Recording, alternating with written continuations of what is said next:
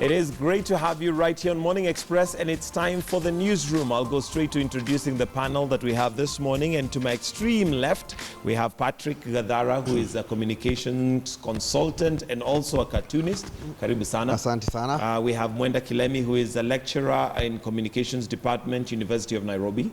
Karibu. Nice to be here. And last but not least, we have David Ohito, who is a digital editor with Standard Group. Karibu sana. Good morning. Welcome, gentlemen, and let's look at some of the big stories that we've had. Remember, you are welcome to participate in the conversation. You can do that via Twitter, and the Twitter handles are going to be displayed on your screen as we continue with this particular interview or debate or discussion, as you may want to view it. And let me start with you, Patrick Gadara, and let's start with one of the stories that literally stole the headlines for a good 1 week, I must say, and maybe even a little bit over, and that is the Pope's visit, and possibly your take on the reportage and, you know, the information that we got and what we're able to glean out of it. Well, I think as you said, the Pope's visit did dominate the reporting for most of the week. In my view, I think there was a lot on the pomp and circumstance of the visit, as we had said last week. But it's not so much on the substance of it, I think. You don't think there was content? I thought there was quite a lot that covered, you know, what the Pope had to address, some of the issues that we had. There was a lot of what the Pope said. There was quite a bit of sort of reporting of he said this, but not too much interrogation of it.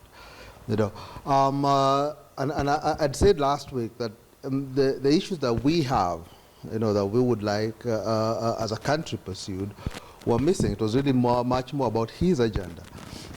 So, for example, there was very little discussion about the Catholics, the Catholic Church's view on things like contraception, its opposition to vaccines. None of that was discussed.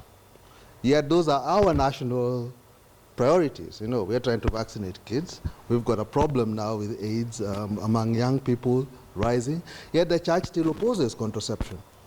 You know, none of it discussed. How would you have had it discussed, given that the Pope came with a written agenda of what he was going to discuss? How would we have done that? Well, the Pope has his agenda. He has what he wants to talk about. But in the opportunities that we have to interrogate both him and his officials, you know, then we should be discussing what our priorities are. So whether it's on the plane, when we saw Mark Masai had the opportunity to ask a few questions, you know, or it's when he lands, when we were meeting with, when we're interviewing people, representatives of the Catholic Church. These are some of the issues I would have hoped are raised, you know, and are brought to his attention. Let him, as the head of the church, be forced or pushed to address them. Okay. David Ohito, your take on that? You are sitting on the desk, the digital as a digital editor. Did we cover more the pomp and the Honda Accord, you know, that he was riding in, as opposed to handling specific issues that are national issues? And I know cartoonists have a way of seeing things differently from the rest of us, so I wouldn't blame my good friend Gadara. Does he have a valid point, though? I don't think the Pope behaved like a well-briefed Holy Father, and I think he came out to really iron out the critical issues of Kenyan society. Look at how he dealt on the question of corruption, which had been the agenda the week before he arrived, and even the agenda today as we speak, and how he named even the question of faithless land grabbers who take our children's playgrounds. I mean, how else would a person be briefed to tackle the best and the most critical national issues? Look at the question of how he handled, talking to the youth and telling them that corruption is like, you know, sugar that will send you on a path to death. You know, look at how he addressed the question of tribalism, which is one of the biggest problems we are having in this country today. How else would Holy Father address a nation and address critical issues? I did not expect him to deal with the little rigmaroles of what contraceptives are. There are lesser fathers like Njue and so on to deal with those things at home. So I think the Pope was well scripted and was really to the point in addressing his visit to Kenya, Uganda, and CAR. Okay, I'll come to you, Gadara. I know you want to respond to that, but Mwenda Kilemi, I don't know your take. There's disagreement there as to whether we actually covered or asked the hard questions in regards to the Pope's visit, and the fact that David mentions and says that he actually did tackle national issues. I'm completely on Gadara's side on this topic, because if he was critical to the Pope as we are with our government, would have asked some very hard-hitting questions. Like what? For example, about the leadership of the Vatican, the lack of African representation there. So some of the issues that should have been tackled. The issue you mentioned about contraceptive, that's a big issue for Africans, because we're the ones who suffer most from diseases such as AIDS. So we would have liked him to talk about issues like that. Other issues, the civil society would be very hard on him. Why not? Things, he stands on homosexuality. He's against it. He's very conservative on that issue. We didn't hear the civil society talk about things like those. So I do completely agree with him. There was no in-depth questioning about how the church works and his own beliefs and his own agenda here. We just listened to what he had to say and we took it in.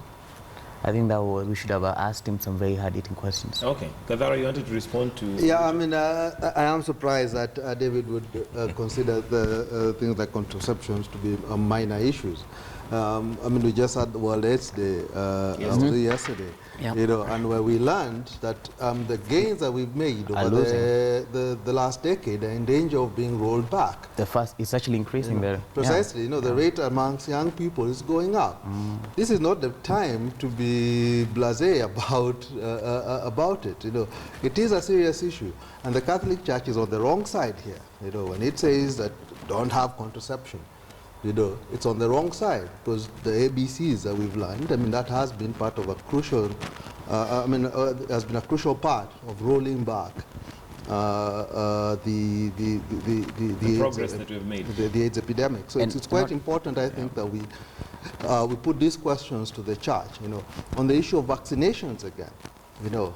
When we were having the polio vaccines that were being, the church was opposing, because tetanus vaccines, I think, and polio actually as well, you know, because of its fears that it might be spreading infertility, which was shown to be unfounded. You know, again, these are questions that have to be put to the Pope as the head of this church. You know, what are your bishops actually doing? In addition, the science shows that we cannot continue with the increase of population in Africa. Yet to argue that we don't need birth control is just going against what evidence is showing us. These are matters of faith. It's a matter of belief. No, it's not. This is fact. We cannot continue having as many people as we have. It is fact that if we continue the way we are going, it is definitely not sustainable. However, what I'm saying is maybe the Catholic Church holds it as a matter of faith. They don't believe in birth control based on maybe their doctrine. I don't know. But they cannot live in such a way where they ignore the reality on the ground. That's what Gadara is saying. That's what we are saying. So are we saying that they should come to a point where we ask them and see whether they're going to change their faith? It's not for them to change their faith. It's for their leaders to direct them. Yes. Okay. I think, again, we have to be careful when we say certain articles of faith, because this is not the Catholic Church telling it's faithful. This is the Catholic Church trying to push public policy. When it comes to abortion, it goes and says that we shouldn't pass a constitution that says 1, 2, 3 because of our faith. They're imposing their faith on public policy. Let them get out, you know. It's quite important that we understand that the church, when it meddles in public policy, it doesn't have a standing to come and say that the Bible said. This is a secular state, you know, and the government must always act in the interest of the vast majority of people, not just to protect a small minority who are causing problems. All right, David Ohito, do you feel that possibly contraception, based on the argument, was an issue that we should have tackled and put the Pope on the spot, so to speak, and not have it, you know, just played under?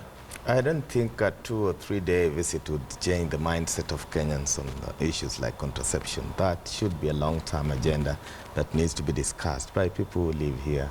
The Pope doesn't live here, and that's why I was saying we have Cardinal Njue, we have Archbishop Okoth and the rest of Catholic leaders and faithful to address that agenda. And to assume that if the Pope addressed the question of contraception, then there would be an overnight change, I think is dreaming the wrong way, or the bad dream itself. If you ask me, the Pope really addressed critical issues, and it's not really fair to try and criticize the media. I've seen the Pope in the US, I've seen the Pope in other parts of the world, in Southern America and so on, and pretty much, you know, sticks to his agenda, well briefed, you know, trying to bring leaders together, both from all religions. I mean, how best else would you expect the Holy Father to have had addressed critical issues? And I think I defend my fellow colleagues who were on the desk. We did an excellent job, and I think it showed, still showing. All right, Mwandaki, let me come to you and give a comparison. We came under a lot of criticism from the public when Barack Obama was in the country. Did we learn? Are there some things we learned out of the reportage between that and now? We were accused of concentrating on the beast as opposed to, you know, matters of the other. I think we were still starstruck. I think the word would be starstruck for having the Pope around. The fact that he would come and grace our country, which is a big deal. We were still starstruck by the idea that he would come here, and we did not ask the critical questions. The Pope is a leader of an entire faith. So it's important that we give him the respect he deserves. But by giving him respect also means asking him questions. I disagree with my colleague here when he says that if he had made a pronouncement that things would not have changed. I think they would have changed. If he said that, you know, this is an issue that's affecting Africa and we should consider changing these ideas, I think that would have an immediate effect. It starts the ball rolling. Yes, an immediate effect on the people on the ground, because there are many people who are of the Catholic religion who will never do anything that they think would go against their church. Devout Catholics. So if the church was to say it's okay to go this way, that would have a difference. That would have a big difference. Okay, Gadara, do you think we learned from the US President's visit and this regarding especially not being so starstruck but sticking to the agenda? Well, two things. First, I'll just clarify the comment I made before. I didn't mean to imply that Catholics are not stakeholders in the state. I misspoke a little bit there. But the state has to act in the interests of Kenyans as a whole and not be tied down to the spiritual imperatives that the Catholic Church lives up to, which is the Bible. When it comes to the comparisons between Obama's visit and this, I mean, I find the media acted pretty much the same way. You know, I'm not sure that it was any better. Again, during Obama's visit, I spoke about the articulation of issues, you know, the lack of it, you know, the fact that there was no real inquiry into what he was saying, you know, comparing it with what he had said before, his visits, etc. You know, I think in this case, we saw pretty much more of the same, you know, again, much more focus on the pomp and circumstance, on the beast, and in this case on the Honda, you know, than on the actual issues. And this is where I would really hope, and actually for this, I think the media has very little excuse, because we were forewarned, you knew he was coming for a long time, could have prepared, you know, and I mean, we saw very little of that, you know, and even about the intrigue within the Vatican itself that Amanda here has hinted at. I mean, we've got right now, the Vatican is pursuing a case against two journalists, you know, for exposing the graft and rot that's happening in the Holy See. You know, this again, given the problems that our press has suffered at the hands of our government, this is something else we should be really concerned. Is this guy, does he really care about freedom of the press if back home this is what he is doing? Okay. You know, so we have to be, I think, again, much more, I think, critical, much more circumspect about the things that they tell us, you know, and much more willing to ask them the questions they don't want ask. Okay. David Ohito, do you agree that possibly we didn't dig as deep as we should have? And even given, to give an example, maybe that, did we articulate well enough some of the lessons that he was trying to get across that may be non-verbal? For example, he talked about corruption, he talked about, flamboyant lifestyle, whereas he was showing us critically, this is how it's practically done. I don't need a limousine to leave the airport and come home. When I talk about identifying with the poor, I am not going to, the leafy suburbs. I'm going to Kangemi, where at least I will get in touch with watu mashinani. Did we get that message across clearly to our leaders and to the populace? I think we did as much. If you look at the team, the government team that went to receive the Pope at JKIA, a fleet of no less than 200 limousines rushing to the international airport. And then the gentleman comes out, waves at people, admires, traditional dances, and then rides in his Honda Accord, stays away from our 5- and 7-star hotels. What lessons can you learn if that is not the humility that we should emulate? That the Honda still could take him to all the venues as the rest of the guys followed him. I think it's a lesson, very, very big lesson, that he could choose to go to Kangemi and talk about social injustice, how the poor need water, toilets. Do you need to remind our leaders that your neighbors just outside Lavington need water, they need toilets, they need energy? I think those are very critical lessons. There are some of the things that you really don't have to articulate, but let them see if they have eyes. Let them hear if they've got ears. But the problem is that we're in a country that has been socialized in really bad manners. You come here, you have global leaders, they give you the best of the lessons and best practices, examples how to do it, what to avoid, what not to do. After 2 days, so what? We are back to square one. So we are asking if we only implemented just 10% of what President Barack Obama recommended, maybe just another 15% of what Holy Father recommended for us. I think this would be a beautiful country. Okay, Mwenda Kilemi, now looking and moving forward, the Pope has left, and there was debate that there was a very good feel factor when Obama came, and he left, and that seemed to shrivel out. Are we likely to face the same? And now in regards to media, how do we carry on this conversation so that the important things that he talked about do not drop? Well, the things he talked about were things that were relevant to us at the moment, which was corruption, and that's not going to stop anytime soon. With the raids that happened yesterday, I mean, this is all the talk we're talking about. But I think a bigger narrative arc that the media has not been covering is the fact that there have been a lot of big international meetings happening in Kenya. And in the next 2 weeks, we'll have the big WTO ministers meeting, the biggest in the world, will be here in Kenya. So it's been a good 6 months for the country, and it shows our importance on the global stage.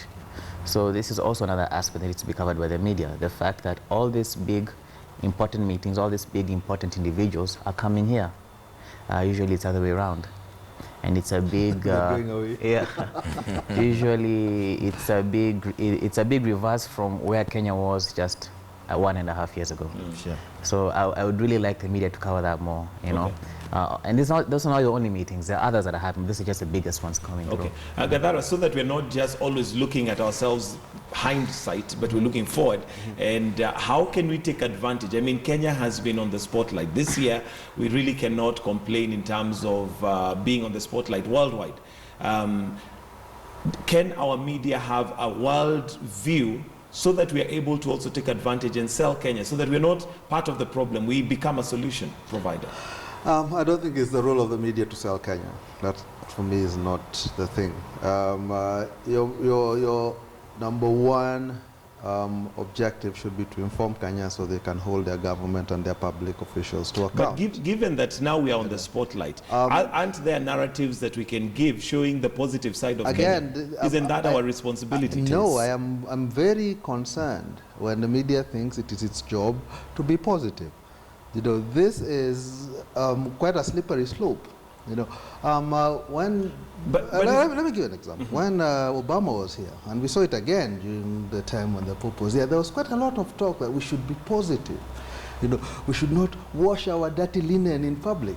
You know, that is how we operate. You know, And by doing that, we sort of cover over what's going on. We allow the president to go and tell the Pope, you know, pray for me for my anti-corruption efforts. What anti-corruption efforts? You know, this visit legitimate the very people that the Pope was saying are oppressing the poor. He legitimizes them by that visit. And we allow it. I disagree. I disagree because he has to pay courtesy to the leaders he's visiting. It would be extremely. I mean, if you even look at the series of way he dealt with things, when he came in first, he came in very positive. Towards the end is where he now dealt with corruption head on. And to use a narrative somebody used, he said that if you visit somebody, you cannot expect to, start firing them before they fed you. But after you've eaten, you've had your drink. Now you can tell them the You can't start insulting them when you're coming. I find I don't know, I'm quite uncomfortable with those analogies of he's visiting us like you're going to have a cup of tea with somebody. No. I think throughout the visit, and this was actually particularly so during Obama's visit, that the government was allowed to put on a face, and it was legitimized. I mean, Obama was over there saying how Kenyatta is doing well on corruption when there's nothing he had done. Where words, speeches were taken to be proof of action, and we accepted it. And my point, let me finish. My point is this, I think the media's job is to pop that bubble, is to let people see the reality for what it is, not for what they would like it to be, not to be sort of masked by the pomp and circumstance, but to see the reality. And the reality is we've got problems we are not dealing with, we've got problems we are not solving, and we are having people coming here and sort of putting a veneer of how good it is. Okay. I think there's something you're getting wrong. The president didn't ask. He asked to be prayed for the strength to fight corruption. For the strength to fight corruption. Do you think he's fighting it? Well, let's that we can argue for this, but he asked for the strength to fight corruption. And over the last 6 months, they have prosecuted they've taken to court over 300 senior officials. That's never happened in our history. That's never happened in our history. 6 months, in the last 6 months, we saw the raid that happened yesterday. Somebody who they said it was untouchable. So I think there are some actions that are being taken. Could it go faster? Yes. But he, as the Pope, his job was to come and support, if possible, the leadership to do what they have to do to help their Kenyan people. And also, it's a media's job, when the government does well, to say they did well. They can't always be critical. Sometimes government does do good things. You're not going to ignore it. It's not right. It's not fair. You're not being balanced. You can't always say, well, they did well, but tell them they did well. Okay. I completely agree with that. David Ohito, Gadara, according to Gadara, that media should not be positive. We are not allowed to be positive. No. Again, don't twist what I said. I said it's not media's job to be positive. It's media's job to tell the truth as it is. And you're right. If government has done well, say it's done well. But don't have this idea that it is your job to sell the country. That is not what you're there for. There's nothing absolutely wrong in being nationalistic as media practitioners. When we do good, when our athletes, our brothers and sisters run well, become world champions, what's wrong in telling that story with the vigor and and telling the positive story about Kenya? We live in this country. We want this country to be better. We must showcase Kenya. Who else will? If we don't do it as media, yes. We have a critical role to tell the world that this is the best destination to visit. It has been visited by Matteo Renzi, visited by Pope Francis, visited by Barack Obama and many other global leaders. That is an endorsement of this country. And I think it's a wake-up call to my colleagues. We must start telling the right about Kenya. Yeah. The beautiful sceneries that we have, the beaches that we have, the biggest fresh water mass that we have, that is Lake Victoria. It is our turn to tell the story of Kenya. If we don't do it, our neighbors will do it and will miss out. So there's nothing absolutely wrong. There's nothing unprofessional. There's nothing unethical for a journalist to take his pen or camera and turn it on the positive story of a country. On the front of corruption, I think President Uhuru must be commended. No single president has ever fired nearly a third of his cabinet on grounds of corruption. Yes. And where he's done right, I think I'll stand with President Uhuru. And let's give him a chance. Let's see how far this war is. And it's not just about Uhuru fighting corruption. What are you doing as Gadara? What are you doing as Ohito? Take the private sector. They're the biggest The But biggest, yeah. of There have the been so corruption many scandal, scandals coming out just the last few days Yes. over corruption In the private sector. sector. Nobody So- challenges as much as they challenge government, and these people work with the government. Yes. So they're the hands who peddle this corruption. Okay. No, Gadara, you seem to be outnumbered here in terms of well, especially again, truth the is not media a having democracy. You know, but I will say this. There's so much I can get into. Let's take this narrative that's being bandied about. What are you doing about it?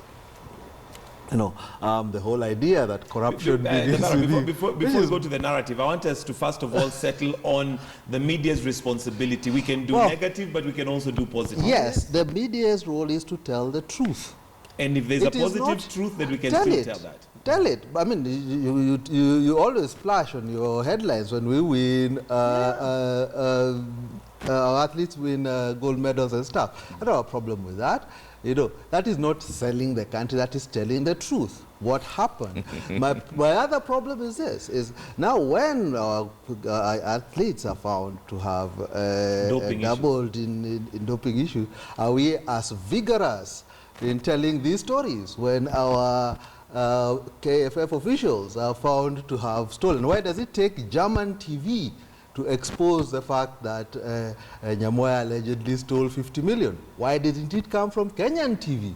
You know, my problem is this, is when you take that the media's role is to sell the country, is to tell positive things about this country, by definition it will ignore the negative things. But and you're- what you're- messes us up isn't the positive stuff. What messes us up is the negative things that we are being told, and you go slowly on those ones. But you're cherry that is my picking. You're cherry problem. picking your stories because the media was extremely critical with how the Harambee Stars were handled a week ago. That story was completely run by the Kenyan media, from start to finish. The exposes. The whole thing was covered by our media, and they did a good job of being extremely critical at the leadership of the Football Federation. So I don't think we don't do enough. I think we do. We do. Yeah. All right, let's move on to something else, and this is in regards to the cabinet reshuffle.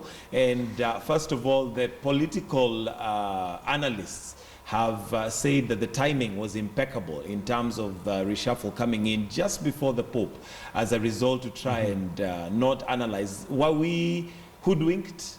Did we manage to blow that cover, Kilemi, in terms of looking at the Pope's visit and not being sunk in that, but also looking at what was taking place locally in terms of now the cabinet reshuffle? Well, there's not much that could have been done because if he planned that meeting, then, I mean, the media only works with the schedule of the president. But they did a good job of covering the events that led to the reshuffle. And what that means, I saw an article, I think it was in the Standard yesterday, looking at 8 individual CS who's been proposed. Yes. And the critical issues that they will have to face if they're going to go through The vetting. The vetting.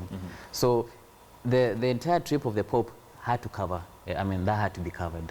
But the moment he left, people went back and started looking at these issues. Are these people the right CSs? So the media is doing a good job at covering that aspect. Okay, David Ohito, as a digital editor, when you have two big stories that are competing, how does one come? Because I'm sure that is a challenge. Here we have the cabinet reshuffle, which was a big story. We also have the Pope's visit, which is historic. First time he's in Africa, he's touching down in Kenya. It's also a big story. How do we balance the two? You have to look at your audiences first. You know, we work for our audiences and we work in public interest.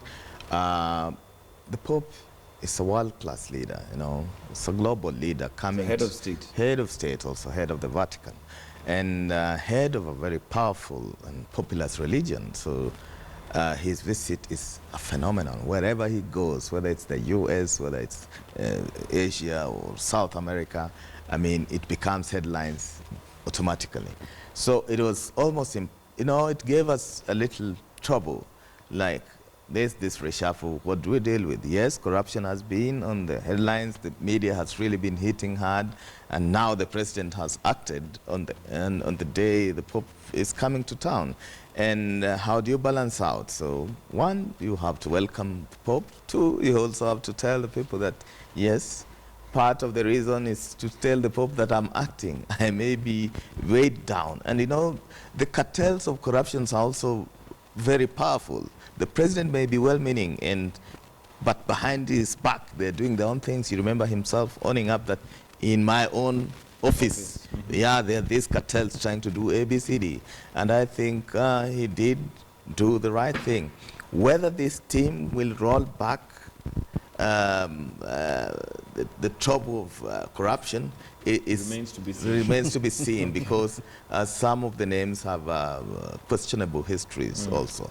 Okay. And there have been criticism about some of them being amateurs. I don't believe in that. We have seen global leaders like Obama who rose to fame in their 30s and 40s. We have seen the likes of Tom Mboya who have remained legends in Kenya's history, who died in their 30s and had made critical marks. So I don't see anything wrong with the young Kazungu. He was my college mate, my year mate at the university. But let's give him a chance. And with a very good track record from the private sector, we are seeing Joe from Google, joining in.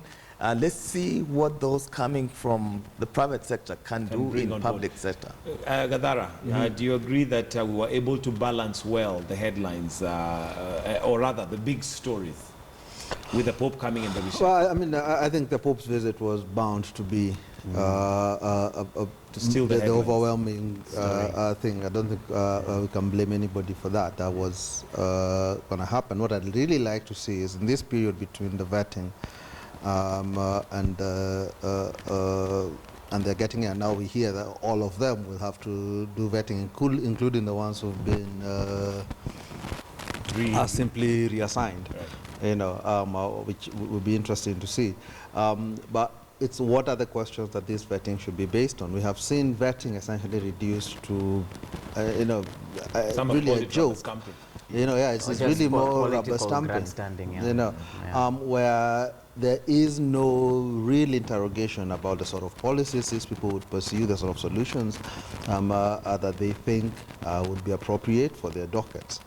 You know, and I think it's incumbent about the media now to start addressing those, to start highlighting those. These are the questions we want answered. These are the things we want to hear from him. Like the article we had in the Standard yesterday, which was literally giving the history and some of the questions that had been asked earlier, and some of them are still pending. And those are the ones you're referring to? Yeah, so I'm saying, so that sort of thing. So in the run-up to the vetting, you know, I mean, remember, if you will, the vetting of Kaiseri, which was really just a joke, you know, where even the media itself would not mention the fact that the TJRC had said some bad things about him, you know. So it's quite important, I think, that from the very beginning, from now, we start highlighting issues. I mean, I like that some have been mentioned, as you note.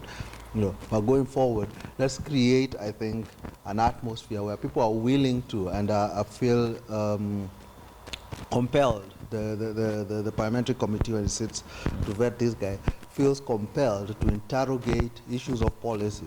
Okay. You know, Gitonga, there's one thing about appointments, or let me say two. One was the question of inclusivity.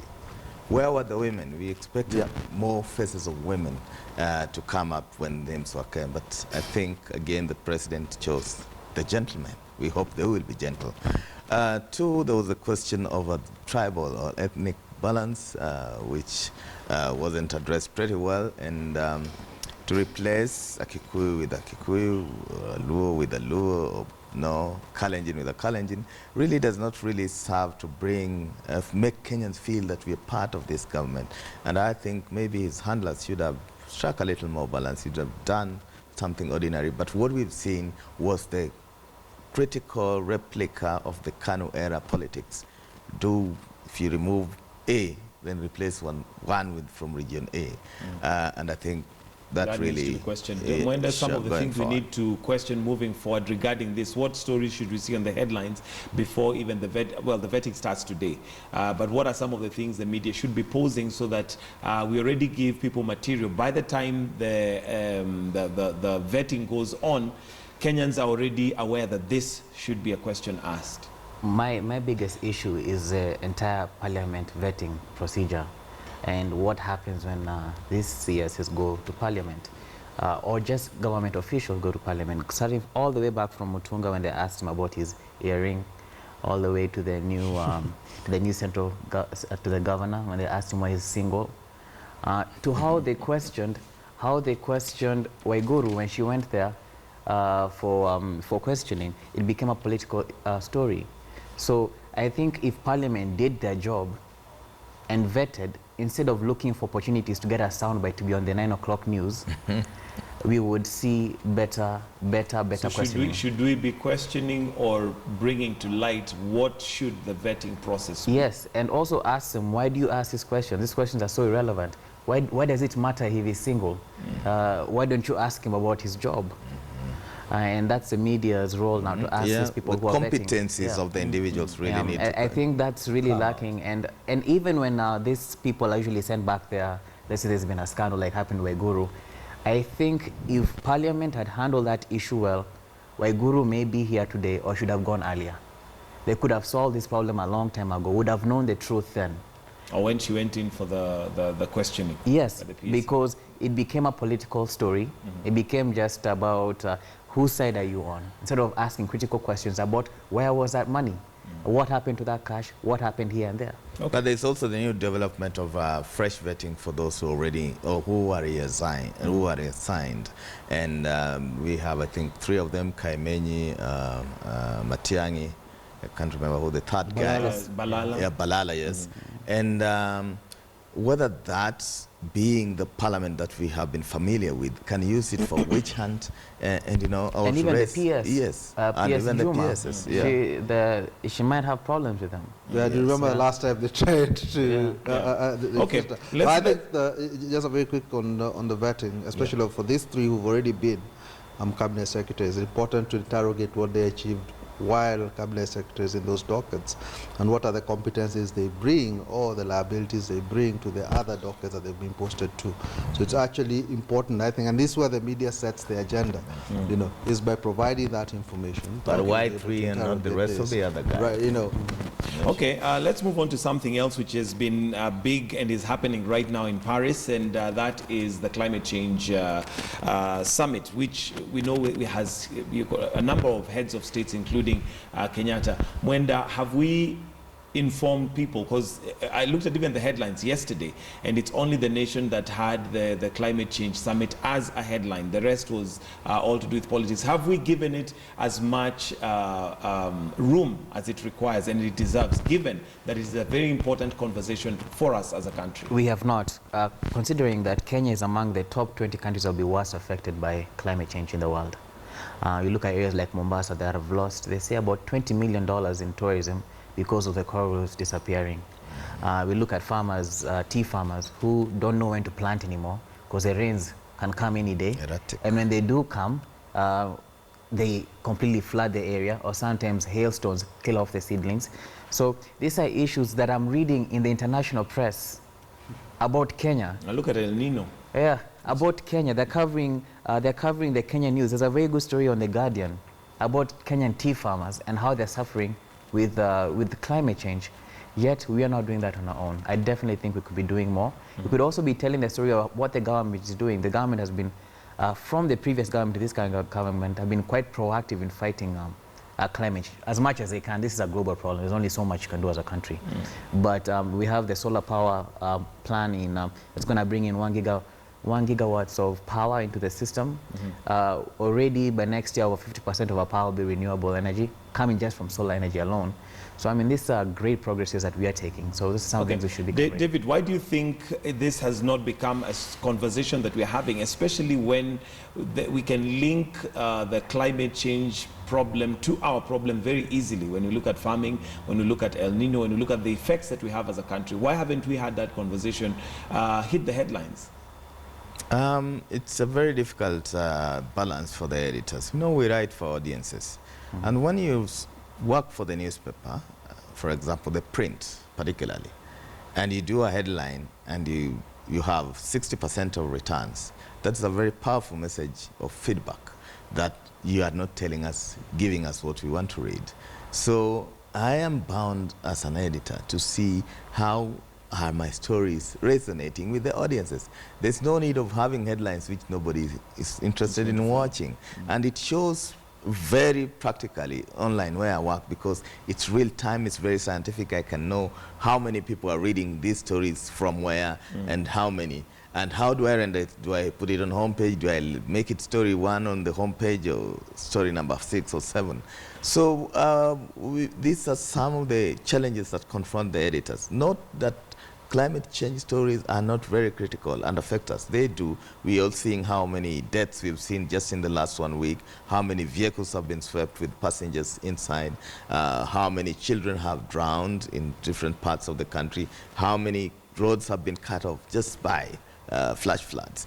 And yes, a critical story, but I think we may need to do more, but also start socializing our audiences that this climate change is really going to affect you and me in a big way. It is already forward. affecting us. Yes, sure. It's already affecting. Gadara, how do we make this conversation more palatable to our audience? Well, I once read somewhere that the job of the press is to make public interest interesting. Sure. You know, so that the fact that the public does not find or doesn't enjoy discussions on climate change is a challenge to the press to make those discussions interesting and relevant to people, so people understand them. When it comes to COP21, I've been a bit disappointed by the coverage, which I'm sure will come as no surprise. The issues, what is Kenya's demand of COP? We have to remember in 2009, when we had the Copenhagen summit, Africa went to the position, you know, and it had some specific asks, you know, that had to do first with getting a legally binding agreement. At that time, it was about extending the Kyoto Agreement, you know, which didn't happen. You know, it was about getting specific targets. So they had said by 2020, 40% below 1990 levels in emissions. By 2050, 80% below 1990 levels. You know, what were our asks this time? What are they? You know, you don't hear much discussions of that. So what are they negotiating about? You know, it's not just a forum where our representatives get to stand up and say, we have done, we have done, we have done. No. You know, there is a text that's going to come out. There's going to be a legally binding agreement that comes out of COP21. What is it going to say? You know, what are our demands? In 2009, they were talking about 2%, I mean, trying to stop 2% rise in the Earth's temperature by 2100, if I'm not wrong. You know, it's still the same thing they're talking about today. Yet the science had shown, even as far back as 2009, that even if we keep the emissions as they are today, you know, we will still get a 2% rise. Yeah. And Africa gets 1.5% above the global average. Yeah. So we suffer much more than them. You know, so we have to be quite aware and quite serious about what our demand is over there. What do we want? What sort of agreement do we want? For me, I was quite happy yesterday that Obama came out and said that he wants a legally binding agreement. That's one of the things that's been lacking since Kyoto expired in 2012. You know, so now all we have is a Copenhagen Accord, which is really a voluntary scheme. You know, so if we can come up with something that is legally binding, that for us insists on radical cuts among the big powers, both America, China, and Europe, reducing their emissions, you know, and we have serious targets about what we want out of that, then that would be a step forward. And I would really hope that our media would start discussing what we want, because right now we are actually in the negotiation phase. Okay, Wenda, maybe just before you put in what you want to say, and I'm looking at it for you as a lecturer at the university, looking and churning out potential journalists. Do we need to invest more on environmental reporting journalists who are interested in that? Because there seems to be a gap right there. We seem to follow politics, we seem to follow celebrities, but who cares about the environment? Environmental journalism, it's a growing field. I mean, it wasn't there just a decade ago, but over the last 6-7 years, it's been growing. And a lot of schools are doing, including our university, we have courses on environmental journalism. So we are churning out the journalists. To add what Gadara said, I think we need to be more critical as a media about the role of the global community in where Africa stands when it comes to climate change. First of all, we're in the situation we're in because of development in other parts of the world. Yet we are facing the brunt of the problems. A lot of the demands we have given, they've just said, okay, we'll think about it, and they forget about it. Yeah, there's nothing legally binding or forcing people to take action or have... Especially when it comes to Africa, because Africa has the strongest demands. I mean, they're the ones most affected. But when it comes to issues of signing a document saying you're going to assist Africa with this, this, and this, they rarely take it seriously. In addition, they're more interested in twisting their own system, such as the carbon tax program, by selling carbon tax to Africa so they can be more pollutant.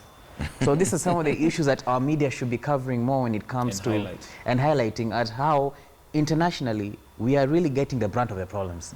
And we're not seeing the solutions that we want being affected.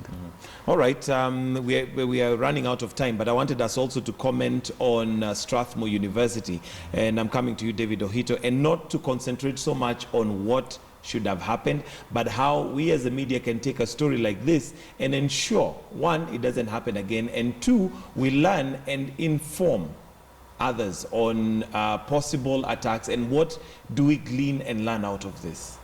Really bad tragedy. Let me pass the condolences to the family of Madame Kidambi, who passed on. This should have not happened. Yes, we live in live terror threat era, and well, the way it was managed really was bad. But I think the media has really come out to try and do good stories and look at both options. But there's a lot of confusion and conflict. Police Inspector General says authorities were not informed. On the other hand, there was an OCPD from Langata at the scene, so really confusion of sorts. But I think going forward, it's just about communication. I don't believe the email sent to students and staff of Strathmore was an effective way of communication. And from where I sit, I basically read it as communication breakdown. Yes, we do drills, but to do that kind of, level of drill, you needed the consent, you needed the response of the people who are affected. Yes, that there will, there's gonna be a drill, and they must see. And I don't believe email really is the most effective way of communication. Perhaps they should look at better options. Mwenda, in terms of what we learned from this and how we can use this as a sample of what should not happen, but also what you should learn. I think the story has been overblown by the media. I think the VC or the leader of the particular school, his heart was in the right place. Schools need to be prepared. I've not seen any other major university doing what they're trying to do.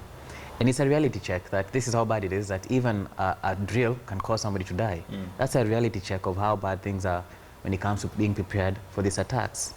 There is a lot of belief out there in the security industry that it's not a matter of, it's a matter of when an attack is going to happen in one of these schools. So we need to be ready. I mean, this is a reality of the world we live in today. We need to be ready, students need to be ready. And I think an email and the means of communication that they have will now be taken more seriously moving forward. Okay. There are closing comments. I mean, I have to disagree. People should not die from a drill. That's true. There's no denying that, yes. A drill should not be a secret. Everybody should know a drill is happening. The thing is, I think for us as a country and as a media, we need to be teasing out what are the things that go wrong here, to understand, how are decisions made such that we end up with a situation where a drill is causing kids to jump out of a building. What is the train of thought and of decision making that leads there? Who are the people who advise? And do we have, as government, any manuals, any advice, any office that not just a